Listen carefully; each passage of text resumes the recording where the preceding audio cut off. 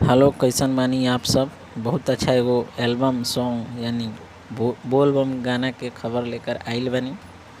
जौन गाना बता दी कि रिलीज हुई 11 अगस्त 6:15 पर। गाना के नाम बा चल चली भोला के नगरिया।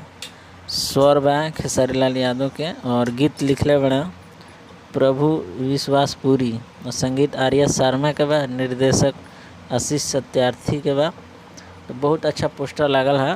ये गाना रिलीज हुई 11 अगस्त 6:15 पर। डायरेक्ट वीडियो, ऑडियो ना, सिर्फ वीडियो रिलीज होइएगा एल्बम के। तो आप लोग तैयार हो जाए, रेडी रहें 6:15 में, एकदम रेडी रहना के काम बावे। और ये पोस्टर के भी अपलोड हो गई बा खेसारी म्यूजिक, खेसारी लाल यादव के फेसबुक पे। तो वहाँ से आप लोग डाउनलोड कर सकते नहीं ये पोस्टर के। और ज़्यादा से ज़्यादा शेयर और कमेंट कर दें और लाइक करें और कमेंट करके बताएं वीडियो कैसन लागल। और चैनल के भोजपुरी के सपोर्ट करे के बा हमनी के। हम हर कलाकार के न्यूज़ ऐसे ही बनावे नहीं।